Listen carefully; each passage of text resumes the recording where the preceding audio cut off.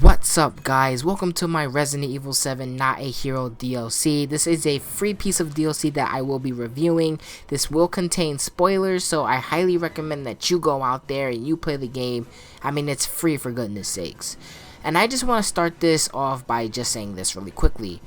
For the people who don't want to play Resident Evil 7 or boycotting the piece of DLC and the other DLC, because Chris's face looks extremely different, I feel really bad for those people. They're purposely missing out on such a great experience to the Resident Evil 7 game that I don't know, man. I just feel bad for those people who can't see past Chris Redfield's face. But let's get right into the review. So first thing first, I want to start with the gameplay itself. Now, I'm not gonna gripe about anything. I have a problem with Resident Evil 7. I already did that. I just want to talk about the context of this DLC, and I have to say I absolutely loved it. It's not like the other pieces of DLC, obviously, you know, with them being more puzzle and more heart rushing, more like freaking what the hell is about to happen, I have to do this as fast as possible. This was pretty much go to room, killing off molded enemies, and I feel like they did this extremely well. Not like Ethan Must Die, but this is actually really fun to do. It was really fun to step into the shoes of Chris. If you remember in Resident Evil 6, Chris was always like, oh, I have to do this for my team. You know, his team was always ahead. And in this one, you see those emotions come out again, of him trying desperately to save his team. You feel his sadness as he watched each team member die. It really sucks, and just to see Chris have emotion again, just like he did in Resident Evil 6, I really did enjoy seeing that. Now, I also enjoyed the way he interacted with the Umbrella employee who's on the radio with him, who's giving him advice. We learned very early in the DLC that he's very uncomfortable working with Umbrella and probably doesn't trust them. The lady is trying to assure him that it's just the name that stayed, that the company is different, that they're trying to right the wrongs of the past, it's just a name, but Chris can't see past the Umbrella logo.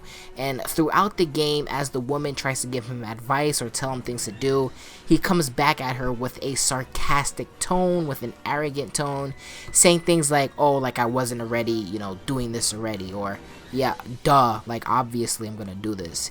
Throughout the entire game, you've heard him do this, and I think that really matches his character of not trusting Umbrella, considering all past Umbrella definitely did. I liked it with the whole Lucas. He's like, oh, why don't you guys just recruit him, because this is the type of company you guys are.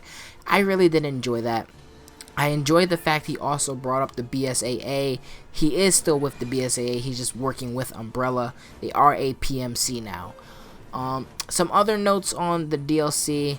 I think that there are some fights that, you know, they should have, you know, made mandatory. Like the big molded fight, you know, when you grab the key, or where you actually start cranking the key so it to come down from this platform.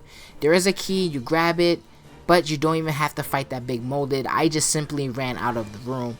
I feel like, you know, with Resident Evil 7, the base game, you know, you can run past enemies and things like that. I felt in this DLC, since they were trying to do the whole rushing molded thing, that there are a lot of molded at once, I feel you should have killed all molded in an area to progress instead of running past them like the base game.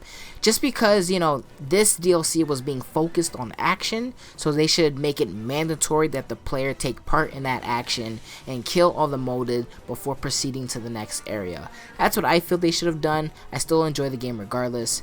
And another minuscule gripe that doesn't really mean anything was, you know, I kind of wish they do more fan service. You know, if this was going to be such a short piece of DLC, at least have Chris, you know, talk about, you know, characters. Like when he sees a picture of Baker, of the Baker family at the end of the game. I don't know, I would like him to say, oh, I wonder what Claire is doing, or, you know, something like that. Reflect on his past and, you know, give that fan service to the player.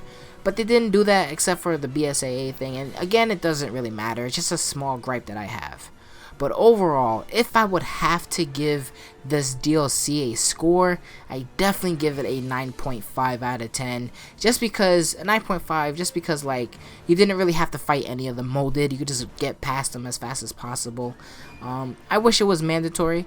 But the game, you should definitely download Resident Evil 7. Like, re-download Resident Evil 7, pop it back into your PS4 just to play this DLC, because I think Not a Hero is definitely worth it. And I don't know, man, I really did enjoy this game a lot. I've had 2 playthroughs so far. I'm trying to speed run the game. I'll probably upload that tomorrow or something like that. But let me know what you guys think about Not a Hero, its DLC, and its contents. I'm gonna be out of here. Thank you guys for listening. Deuces.